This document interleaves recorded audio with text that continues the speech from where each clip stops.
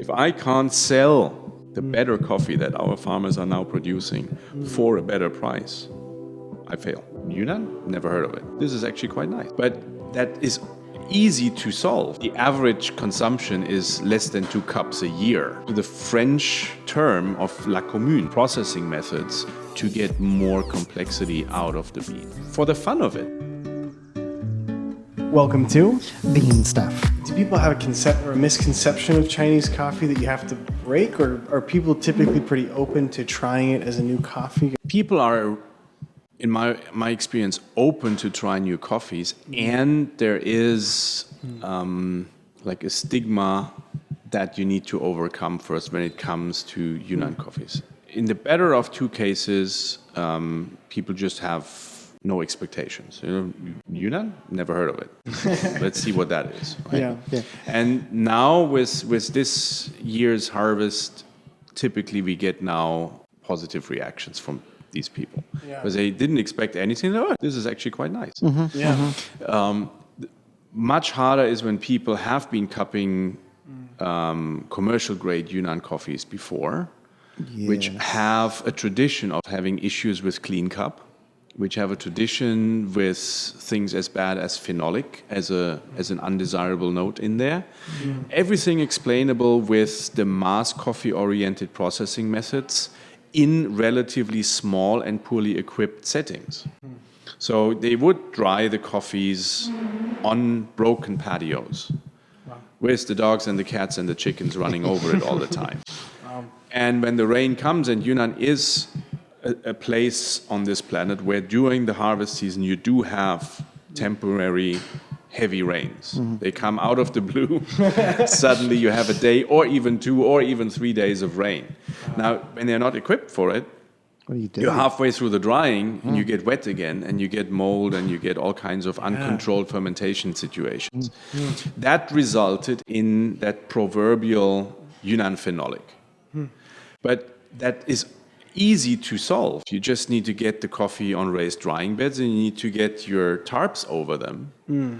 And as a byproduct to that, you also get a much more even drying behavior because you don't have the direct sun exposure anymore. You just you get the warmth of your sun, but you don't get the direct exposure, which makes it much more controllable in drying. So in the end, we now get even the people who were skeptics when they go they're like, this is very different from what I expected. But we need to have way more opportunities. We need to grab way more opportunities to put the coffees on the table. Also put them on the table with other origins together, that people can see where is it now. And you're blind. Yeah. So those expectations, like, wow, what's this? This coffee is so cool. Oh, it's Yunnan. Okay. Yeah. Well, do some of the farmers, when they start getting this coffee to taste better, do they get to taste their coffee? So I wondered the same question. Yeah. Once it's been processed and gone through all these changes. Did they get to taste coffees from other areas? Right. So that's part of what's really important, that the farmers actually get to calibrate themselves, right? That they get to see, okay, now what's my coffee like, and what's the coffee from other farms like, and what's the coffee from other origins like. So part of what we do in the farming community is we teach them sensory. Okay. I mean, not to the degree that they have to do a Q-grader exam, but just the basics of sensory, that they can appreciate their coffees. We teach them how to sample roast, so that actually on the farms we can go and regularly cup. That's great. With them. And we bring more frequently, it's just other Yunnan coffees, that we have coffees from the other farms and show them what are the differences and where they are in the mix. But once in a while, we have the opportunity that we have like a green sample from somewhere else that we can bring in and roast and sample roast. Yeah. So it's this education about knowing what they've got is really, really important, because we cannot buy and resell all of the coffees in Yunnan. Yunnan last year did 130,000 tons of coffee. Most of that, of course, by far is commercial grade coffee and used as filler in blends. Half of it goes to Europe. And the specialty part of it, how much of that goes back into China for cafes in China compared to overseas? Is that different? Yeah, so last year's numbers, this year's numbers aren't out yet, but last year, 130,000 tons of coffee, 60,000 roughly were exported. Half of that went to Europe, so about 30,000 tons to Europe. The rest mostly to Australia and the US, and then a little bit to Japan and other places. So half of it stayed in China. But the vast majority of that essentially that stays in China, went to Nestle, and there it's a big proportion still is instant coffees, because Chinese do like to drink instant coffees. And then the other big part went to Starbucks. In China, is there a piece that sticks out as like the most challenging piece to get right? Well, what's really hardest to do from my perspective is the coffee shops, because it's complex to run a coffee shop, and it's very, very the costs are very high in Shanghai or in any other big city. Now, in the small cities, it's also hard to run coffee shops because there's not so many people drinking coffee yet. Right? The average consumption is less than 2 cups a year in China. But that is very disparate. That's like people in Shanghai, Beijing, Nanjing, Guangzhou, Shenzhen, in these big metropolises, they already drink more like a cup a week on average. And in the rest of the country, you can imagine how little that then is if you get to the average of like 1.5 cups a year. But it's growing really quickly, but it's mostly in these more affluent pockets, the big cities, where there's a lot of younger people that have more disposable income that go like, oh no, I'm going to have a coffee. And in these places, rent and salaries are actually quite high. So it's very, very hard to make money with cafes. How long have you, with Coffee Commune, had a coffee shop? And is it just one, or is it multiple? We had 3. We closed 1 when the rents went up, and we're about to open the 3rd again. Wow. So it works out for us, but in particular because for us the coffee shops are not like the source of income that makes or breaks it. For us, the coffee shops are really something that needs to pay for itself. That's all we require of the coffee shops. It's about promoting coffee culture to the Chinese consumers. Because it's actually quite symbiotic. There is like Starbucks putting big marketing money into the market to get people interested in drinking coffee, not buying, drinking coffee. And they open shop after shop after shop, and it gets bigger and bigger. So that creates a much, much bigger, continuously growing cake of coffee drinkers. But in there's then people who ask themselves, well, is there any other way to drink coffee? Is there different coffees? Is there perhaps better coffees than this? And that's where we want to be. We want to be there for them and say, look, you can hand pour over coffee, and there's all these different origins, and you can do it in a siphon, or you can do it in an AeroPress, or now there's a new product that we also like a lot, the Delta Press. I don't know if you heard of it. It looks like an AeroPress, but it's different. It has a different mechanism in the bottom. So just letting people experience different ways of doing coffee. Also, when not just the proverbial latte, but have you tried a flat white? Or have you tried a cappuccino the way it's traditionally done, right? 2 ounce, 2 ounce, 2 ounce. So just that people can get a different feel for what coffee can be, and they are so enjoying that. The Chinese consumers are so hungry for these new experiences. So we're now doing consumer classes. It's not something where you get certified, but it's just teaching them sensory, teaching them how to brew, teaching them how to do latte art to a degree, just for the fun of it. They just enjoy that. So that's what the cafes are for. So I'm not really hoping to make a lot of money with the cafes, as long as they can sustain themselves and we can reach more and more people with different ways of enjoying coffee. I remember talking to Adam about the names that you use is important, because it can be mistranslated so easily. And it's really a simple question I'm about to ask you. What's the name of your cafe, and how did that come about? The name of the cafe? Yeah. Well, in Chinese, it's called Cafe Gongshi, which is the literal translation, Coffee Commune. And it's a little tongue-in-cheek, that name, because from commune to communism is not very far, right? I know. And Cafe Gongshi in Chinese actually is the organization form of organizing work after the Cultural Revolution. So particularly the farmers that we work with, they immediately get it. They say, okay, so we are doing this. Yeah. And that's what it's about. We are doing this. Yeah. Now, in English, Coffee Commune, actually that was where we started out with the name. Actually, my wife and I, we just discussed what are we going to call this thing? So we knew what we were trying to do. We're trying to create something that everybody has ownership of. Like the farmers feel they own this, the baristas feel they own this, but we also want the consumers to feel they're part of this. They own this. And so we got to the French term of la commune. So the people who would jointly have an interest and then put their talents and money into it to make it happen. That's the origin of it, right? And so that's what we call it. And then we realized, in Chinese, there's actually an interesting term. So the young people in the cities, they find this fun because it has this tongue-in-cheek reference to the days that they now don't embrace anymore. And the farmers, on the other hand, quite unexpectedly actually go, this is great. This is how I operate. This is what I understand. Makes sense. Yeah. Good question. One of the things I wanted to bring up was Project 86 Plus. Yeah. You and a couple of other people have kind of come together to create this. For people who don't know what it is, what is Project 86 Plus? Right. Yeah. So it's an initiative that Michael Ryan from Threadbare and Dapper and Wise and I started. And others have come alongside as well, who are in Pu'er, in Yunnan, Pu'er and beyond. And the concept is to get Yunnan coffees ready for the global specialty market.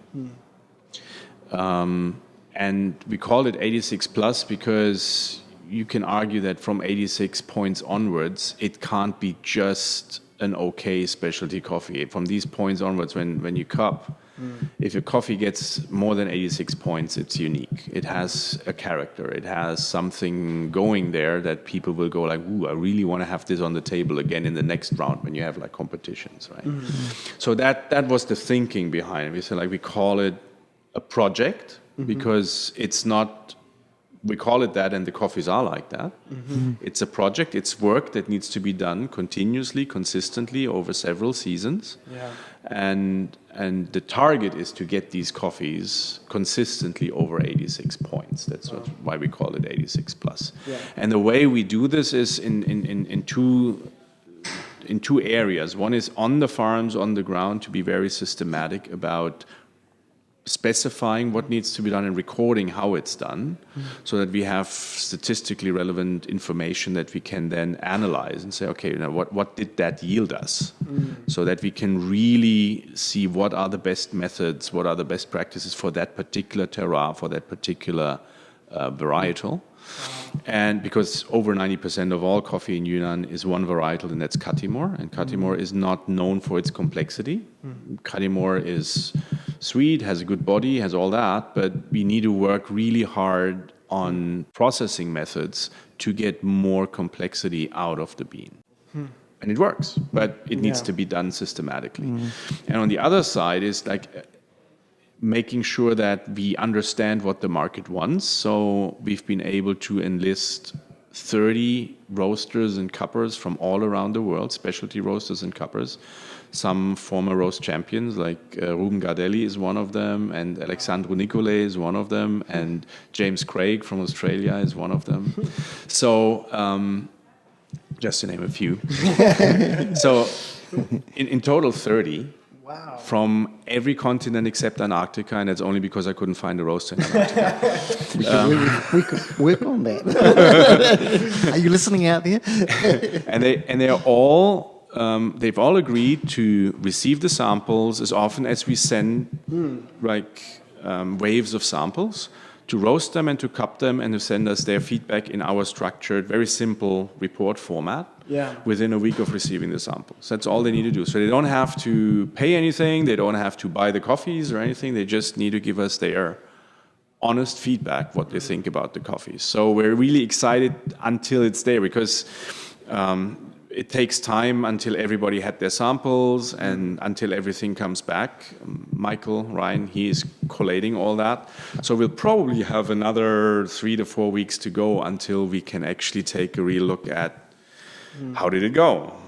Wow. How popular are these coffees? What are the actual feedbacks? What is good about it? What is not so good about it? So that we have our bearings for the next season, which starts pretty soon now in terms of preparation with fertilizing strategies and all that. Fertilization What is strategies. it? I'm thinking, what is the harvest season in China? Harvest is from October to March, so late October to early March, and it oscillates a little bit, moon calendar. But yeah, like the core season really is November to February. That's where most of the growing regions are really in full swing. We have a pretty wide spectrum of altitude. So it starts even below 1,000 meters and it goes up to 1,800 meters.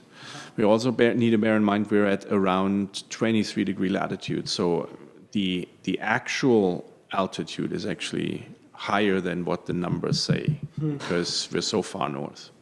So you get much denser beans than you expect from the altitude that you measure when you are up there. Another question I have, I see your motivation.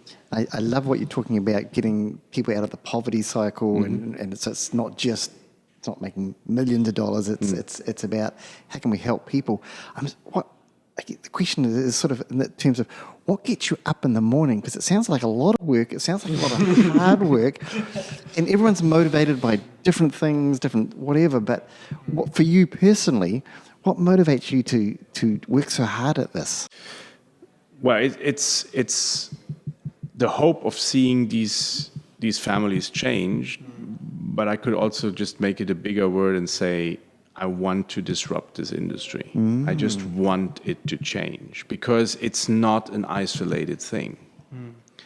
When we look at it, New York C today is less than $1 a pound. That was also true at a point in time 20 years ago and at many points in time in between. So you could argue, well, what's wrong with that? It seems to be the right level of pricing. Well, 20 years ago, $1 was worth much more than it is today. Right. So everybody else is getting higher incomes now, but the farmers are not. They're still getting what they got 20 years ago, but their cost of living didn't stay where it was 20 years ago. So that's why 20 years ago, farmers around the world with that price weren't getting rich, but they were able to live. They had hope. They stayed in coffee and they made plans and how to get it better, get better coffee and get more coffee and so on. Now, not only in Yunnan, all over the world, with maybe the exception of Brazil and Vietnam, people are dropping out of this because they just don't know anymore what to do. And why should that be when consumers all over the world drink more and more coffee and are perfectly willing to pay $5 a cup? Right. Yeah. So there is something wrong with the way how this industry functions. It's been in very stable tracks for a very long time. It's an old industry. It just functions in a certain way, and that way is not fair to those who make the hardest effort, who contribute the hardest work, and that's the farmers. I just feel it's time that it gets disrupted, and we have people in every origin. It's not just something that we do in Yunnan. We have people in every origin that are trying to do something there. And I think now with some of the technologies that are available to us, I think we might just be able to create a disruptive business model for this industry, not to get less coffee or worse coffee or to make the coffee even more expensive for consumers, quite the contrary. Just think that it is possible to be more efficient in this industry and to work with less steps in the middle so that what anyone pays here at Dapper or wherever for their cup of coffee also results in a proper livelihood for the people who grow the coffee in the first place. As you're going through this journey, and you are doing amazing work. What's something that you're really excited about that either see coming or you just currently work on? What's something that's changing that you're really excited about at the moment? Well, I hope it's gonna change. I'm not sure yet. I'm not sure if we're seeing disrupt it. But I do think that technologies that are now available for us to actually really connect the farmers directly with a roaster seamlessly, also to make that payment process seamless. Big word, blockchain. Yeah. There is intelligent solutions that nowadays don't have to cost a lot and that you don't need a big computer setup for. You can do that with smartphones. And in a village, even if it's as poor as it is, typically you have somewhere close enough, you have connectivity and the village can have at least one smartphone. So we are more and more in a position to bring the farmers closer to the consumers. And what I already see is that specialty roasters, artisan roasters, they are very interested in that because they have customers who are asking. Yes. Yeah. So there's more and more people that are willing to pay quite a decent price for a good roast that are saying to their roaster, I want to know where this coffee is from. I want to know how these people are doing. And we can provide them that access to that information. Wow. And that's something that the big integrators will find more difficult to do because their business model works differently. They literally put the coffee together because they think in container loads. They think in large contracts, futures. We think in villages. We think in microlots. Yeah. And in the past, that was economically not feasible to try and do the logistics for traceable microlots of a couple of bags of coffee. But with the technological changes that are happening right now, it's not very costly anymore to trace an individual lot. And it's not very complicated to combine several distinct lots that stay distinct into a combined shipment and ship that to Seattle. Wow. Or Vancouver or Hamburg. Yeah, that's our big hope, and it's got to become a movement of some sort. There's a need that people join forces in this. We can't change the world alone, but we can do the good we know, right? So I can do what I can in my little limited area there, and somebody else does it in Ethiopia, and somebody else does it in Costa Rica, and so on and so forth. But in the end, it comes down to the community of coffee lovers, of coffee professionals to actually come together and say, look, we want it to be right and we can be part of doing it right. And then we are ready there to connect. We're just waiting to connect. We're just waiting to be called up by roasters that would want to do this and are willing to put their money where their mouth is and say, okay, I'll buy a pallet or I'll just buy a few bags, but I want to be part of this. Yeah. Because that is in the end the proof of the pudding. If I can't sell the coffee, the better coffee that our farmers are now producing for a better price, I fail. I have to get them connected with the market. Yeah. Hardest piece really is for us to have a continuously growing number of customers. None of them has to buy a lot of coffee, but we have to have an increasing network of roasters and buyers that would take a bag or two or a pallet of these coffees so that we can reach more and more farms. Yeah. Because every farm only makes a couple of hundred kilos, maybe a ton or two, if it's a bigger of our smaller farms. Yeah. So I don't even dream of shipping full container loads of that coffee to one particular roaster. That's not our business model. What we're really looking forward to is having people who kind of like adopt the farm, right? It's like, I want to know where this coffee is from and I want to push that coffee in my community. I want to tell that story. Yeah. And then we are ready to provide the coffee. We are ready to provide the information. We're ready to invite people over and have a look themselves and meet the people.